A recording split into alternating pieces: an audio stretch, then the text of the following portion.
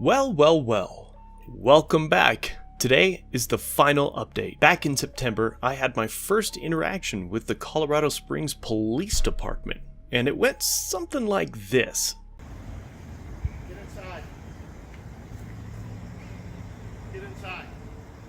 I'm good. Get inside. Get inside. Did you hear me? We need you to get inside. For what? The guy comes running out here with a gun. What do you think? Then I'll get inside. Okay, I will be back to arrest you if you don't get inside. You're gonna arrest me on my own property for standing up? To arrest you. Okay. You're gonna get arrested. For standing on my porch? Okay. Thank you. I give you lawful order. I'm trying to. For standing on my porch. I don't have to worry about you. You need to move out of the way. I'll be back with the summons. You can explain it. You got it, fucking welfare recipient. If you want to see that full video, you can go ahead and check the link right up there. Shortly after, I filed a complaint with the Colorado Springs Police Department Internal Affairs Division, and it went something like this. If I were at somebody's house, and let's say that cop was there without his badge and gun, and I said, I'm going to put my hands on you, tie you up, put you in the back of my police car and take you to the bottom of my basement and put you in a cage until you post money to me for your release, what would happen to me? If you want to see that full video, you can go ahead and check the link right up there. As you can see, the lady who answered the phone was extremely dismissive at first, and it felt like the case was going to go absolutely nowhere. Then I submitted a request for all of the footage from body-worn cameras from that incident, and we were able to expose something very interesting. Colorado Springs Police Department covers up their body cams when wearing heavy equipment. So here you can see a couple of the officers on scene donning their heavy vests. Now what happens when they put these heavy vests on is it blocks the built-in uniform camera. The heavy vest has no camera of its own. So as these officers are gearing up to go into a potentially hostile situation, it blocks all video evidence of what they're doing. We do have the audio. However, what's the point of a video camera if you can't see the video? Not only that, but their officers try to cheat their way through protective personal equipment tests.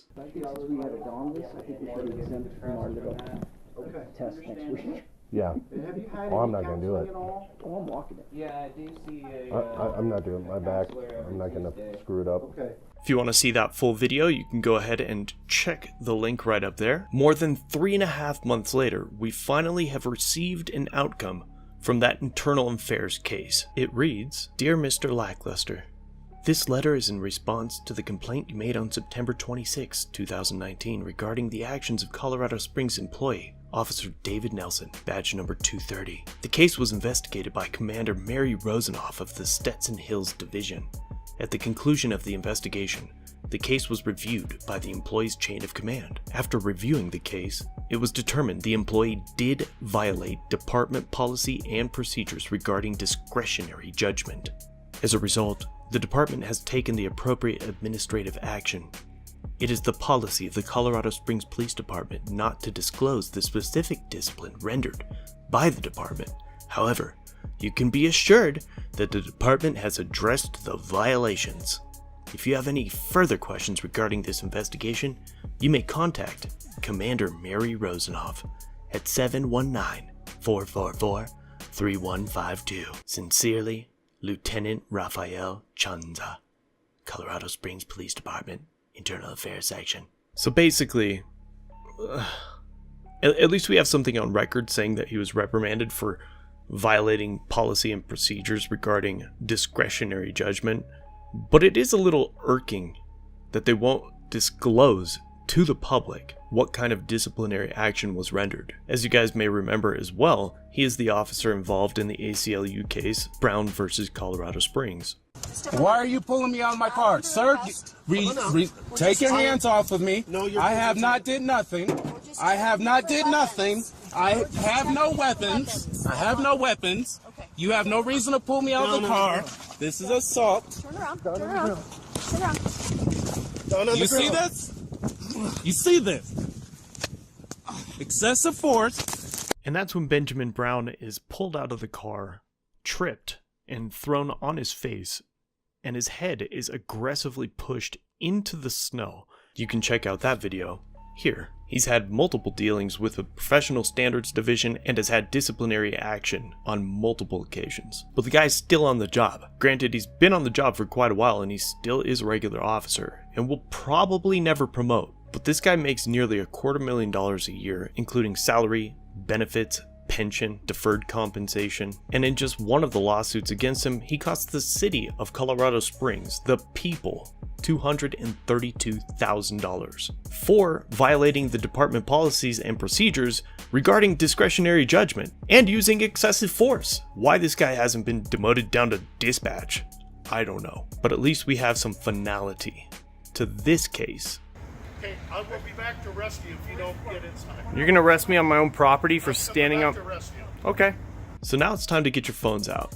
Mary Rosenoff, the commander of the Internal Affairs section, wants to hear from you. Give her a call. Let's see if we can figure out what kind of disciplinary actions were rendered. Now I'm going to play a little bit more video from that initial case, but first, our new segment, you guessed it, Review the PD.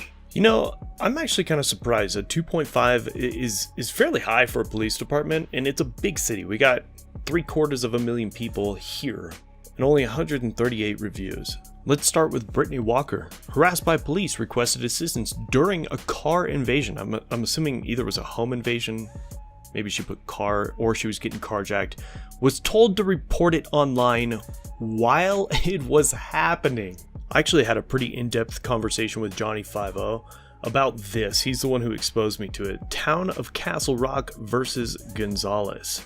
This was a Supreme Court ruling that ruled that the police have no duty to protect the citizens of the United States of America. And another one that is often referred to in the comment sections is Warren versus District of Columbia, citing that the police do not owe a specific duty to provide police services to citizens based on the public duty doctrine. So what the fuck are they here for? Traffic tickets generate $7 billion of revenue every year. And the way things are going, it seems like that's their only duty, is revenue collection, piracy, road piracy. Which, as a side note, I am contesting a traffic ticket here in Colorado Springs.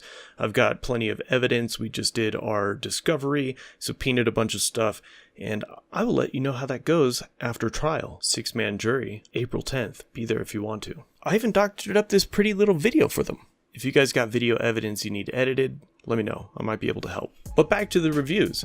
Do not take pictures of this police department. You will be arrested. That's from a year ago. I think it probably comes from News Now Colorado. If you guys haven't seen that video, he won $47,000 because he was detained for taking pictures.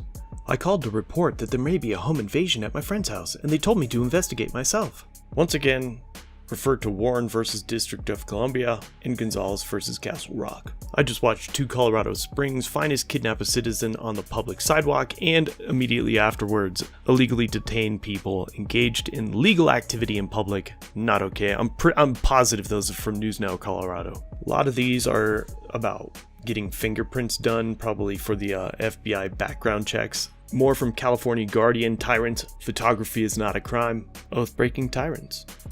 24 hours to show up for a break-in. More about public photography. Oh yeah, they were the ones who slammed that 90-pound teenager on her face and smashed her teeth out. Things about conspiracy, no response for assault calls. And then of course on their Facebook page they've got pictures of the desecration of the American flag. Learning how to be a star witness in a traffic citation, since that's all they're good for. The indoctrination of our children. More indoctrination, more indoctrination, more indoctrination, more indoctrination. More indoctrination. I guess the idea is teach them young, and it won't be until they have their first experience with the police department until they realize that they're a joke and that they're not here for you. And here's what I was looking for. You beautiful souls out there, on their Facebook page, they're advertising this calendar with all the canines, and in the comment section, you guys shared me out multiple times. I mean, I guess at least they're not deleting the posts. So if you guys want to be heard, call Mary Rosenoff. Her number will be down below in the description. Write them a review on Google.